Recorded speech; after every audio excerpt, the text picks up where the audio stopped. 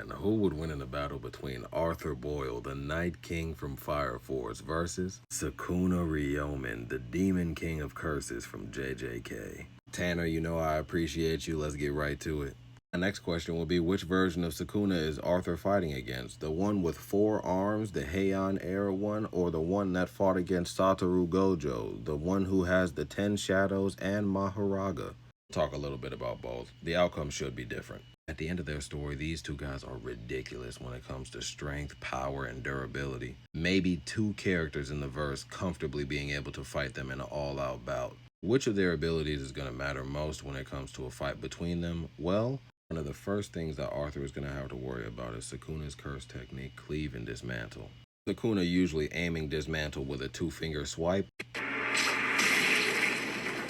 or like in highly intense battles with Maharaga, he can use Dismantle as a kick. But we all know that it's not Dismantle that Arthur got to worry about, it's Cleave.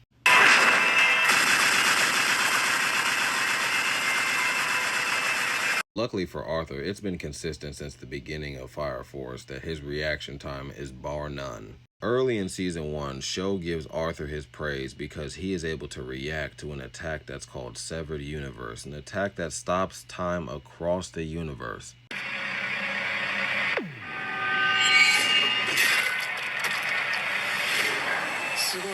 He's able to not only react, but he's able to dispel Haumea's psychic attacks with his Excalibur. And in his last battle, he is able to comfortably avoid fatal attacks from a rocket-powered, speed-blitzing dragon in space. Arthur is no stranger to these massive air cuts, being able to avoid damn near a point-blank attack from dragon that split the ocean. But Sukuna in his battle against Satoru Gojo learned another technique. The world-cutting slash off of Maharaga. Maharaga being the sacred general Shikigami of the Zenin clan, hosting a Dharma chakra wheel and a technique that allows him to adapt to anything, but not instantaneously. Sukuna watched Maharaga do it once and he learned how to do it himself. A slash that bisects the world itself.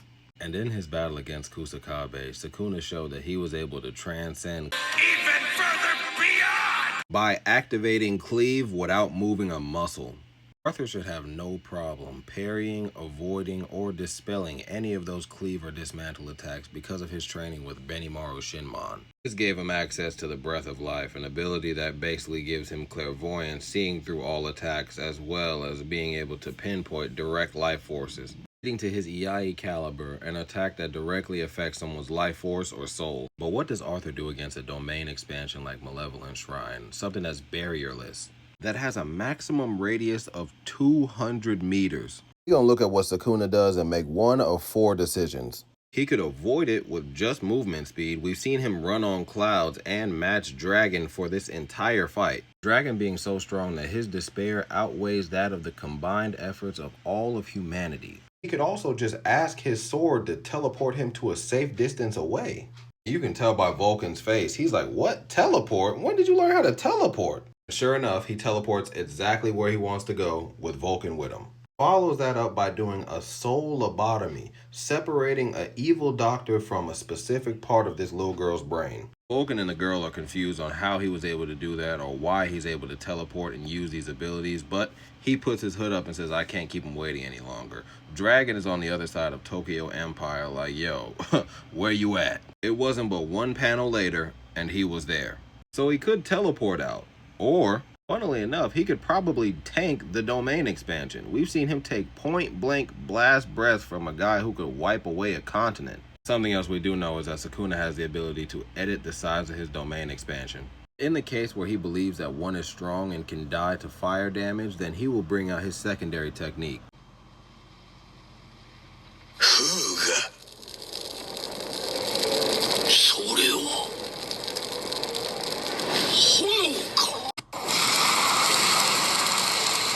And this is where Arthur chooses the 4th option, which is attacking.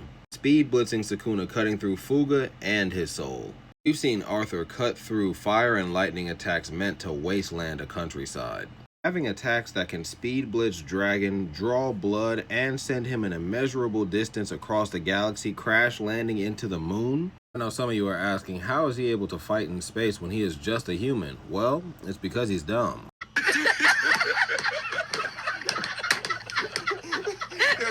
Nah, but it's really because he equipped the star ring. This is a metaphorical stat buff that Vulcan brought up while playing the video game, and something clicked in Arthur's head. The dragon's attack brought him to space. He was going to die. His whole body damn near shut down instantly. And Arthur equips the star ring, pops up in video game font, and he gets right back up. And they continue their battle in space. The star ring's effects not only allowing him to breathe in space, but allowing him to convert the thoughts of the people of Earth into power. When it comes to their healing factors, I can't say one is better than the other. We know in Jujutsu Kaisen, Sukuna has reverse curse technique. This fight against Gojo showed off some of the most advanced uses of reverse curse technique in the series. And Sukuna only got more impressive when he got 4 arms, being able to defend against Yuta, Yuji, Kusakabe, and it has to be studied how he walked down Kashimo. It's not crazy work. Shows off unbelievable durability, tanking Jacob's ladder, getting attacked by Yuta, Rika, and Yuji. Not only gets snuck attack for a second Jacob's ladder by the real deal, tanks it and follows it up by speed blitzing her, getting all the way above and behind her before she can react. Both Yuji and Sukuna tanking this attack and continuing on with their fight. In the last 50 chapters of the series, Sukuna fought the whole cast.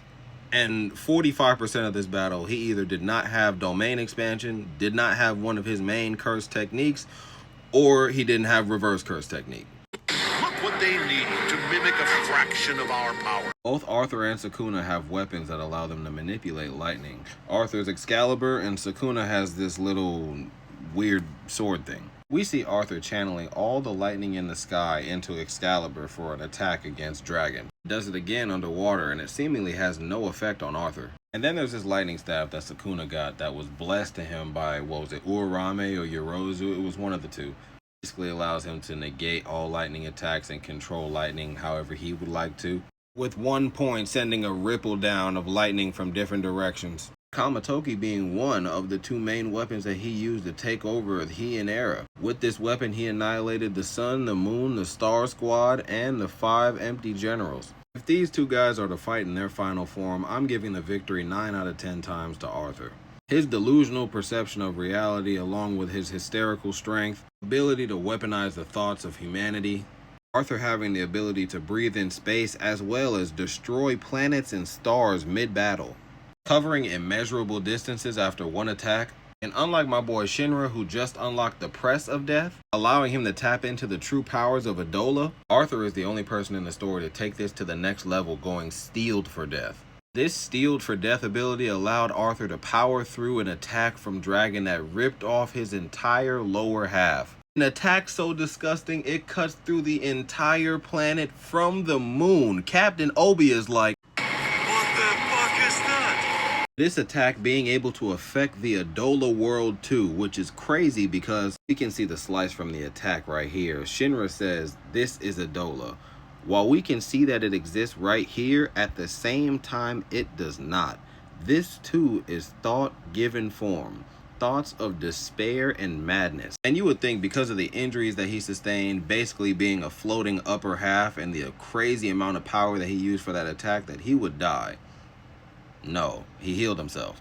But he's not dead because he can breathe in space still. When the god of the Fire Force universe comes to take away the pyrokinetic powers of everybody on Earth, I'll be confiscating it. It states that I would have liked to take all 8 of the pillars' powers, but it seems that the last one is somewhere outside of this world, meaning that the only person who kept their powers was Arthur. I see the battle with 4-armed Sukuna being much shorter than the one with Megumi Absorb. This version just has way more options and opponents to throw at Arthur while he tries to adapt to Arthur's skill set.